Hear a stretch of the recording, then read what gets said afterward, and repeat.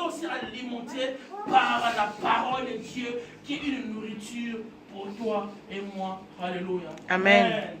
Bien aimé, voilà pourquoi nous voulons dire simplement ce soir, notre thème c'est le temps de Dieu. Le temps de Dieu. Vous savez bien aimé, nous sommes arrivés vraiment au temps auquel le chrétien, nous devons être encore plus proches du Seigneur. Nous sommes arrivés à une période, nous sommes arrivés à un temps auquel le chrétien doit prendre conscience d'être encore plus proche de Dieu. Or, lorsque tu es loin de Dieu, tu risquerais de perdre l'essentiel. Si tu es loin de Dieu, tu risquerais de perdre ce qui a de la valeur plus que de l'or, ce qui a de la valeur plus que même le diamant. Mais c'est le temps de Dieu auquel le chrétien, nous devons être plus proches de Dieu. Parce que dans la présence de Dieu, il y a toujours quelque chose que Dieu déverse sur toi et moi. Il y a toujours quelque chose que Dieu nous enseigne.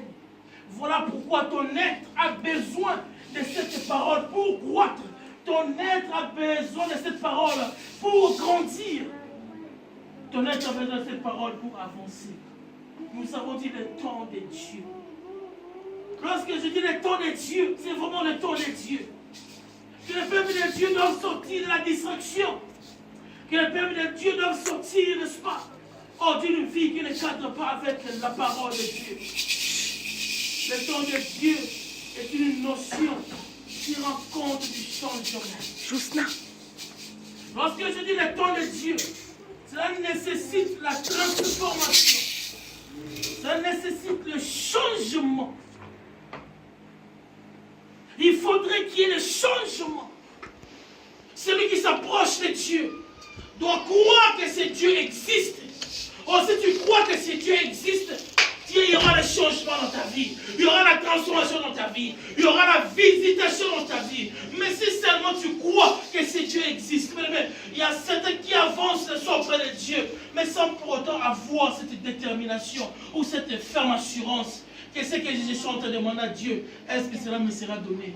Oui, je te le dis, cela ne te sera donné, mais si tu crois simplement, approche-toi encore devant ces dieux, approche-toi encore. C'est le temps de Dieu, ce n'est plus le temps de faire certaines choses que tu faisais auparavant, mais c'est le temps de Dieu, car Dieu nous appelle dans sa présence.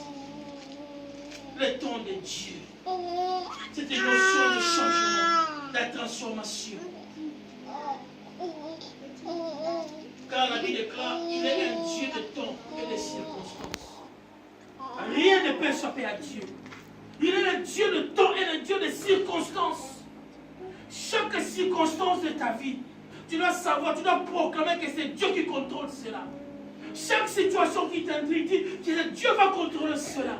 Parce que lorsqu'il se dit le temps de Dieu, c'est le temps de la manifestation de la gloire de Dieu. Amen.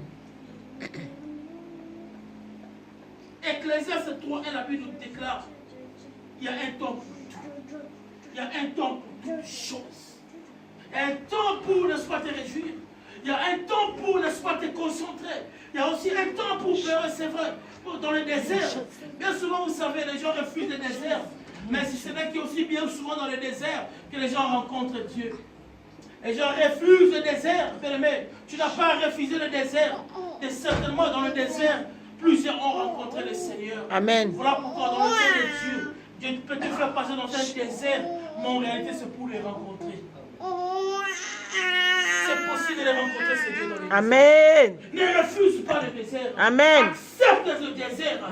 Et dans le désert, tu marches avec Dieu. C'est le temps que tu passeras avec Dieu qui déterminera les choses qui arriveront dans ta vie. Amen. Oh, je disais, c'est le temps que tu passes avec Dieu, même dans l'affliction, même dans l'espoir, oui, dans la joie. Ce temps dépendra de ce que Dieu fera avec toi.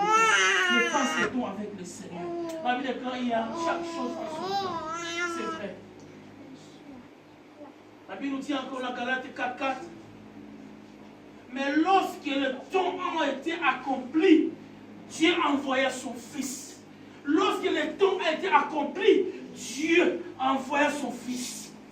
Ça veut dire que lorsque le temps a été décidé, lorsque Dieu a fait décider, il a envoyé son Fils pour nous introduire dans l'éternité, pour nous introduire dans la gloire, pour nous introduire dans la victoire, pour nous introduire dans l'élévation, pour nous introduire dans la victoire parfaite. Voilà pourquoi ce soir, je dois prendre une écriture dans Jean 5. Dans Jean 5, bien aimé. C'est une écriture auquel certainement tu le connais, tu le lis tout le temps, c'est vrai. Mais nous voulons voir, lorsque le temps de Dieu arrive dans la vie d'une personne, personne ne peut s'opposer. Amen. Je disais, lorsque le temps de Dieu arrive dans la vie d'une personne, même si les montagnes s'élèvent contre toi, même s'il y a un vent plus violent que le vent qui est dans la barque, personne ne pourra, n'est-ce pas, stopper le processus de la victoire dans ta vie. Parce que lorsque Dieu décide dans la vie d'une personne, ce n'est pas un homme qui décide, c'est Dieu qui décide. Voilà pourquoi il y avait un homme dans Jean 5, la Bible déclare, nous lisons la parole de Dieu, une parole qui libère, une parole qui est en train de libérer encore quelqu'un ce soir, une parole qui est en train de restaurer quelqu'un ce soir. Je le crois au nom de Jésus. Amen. Amen. La Bible déclare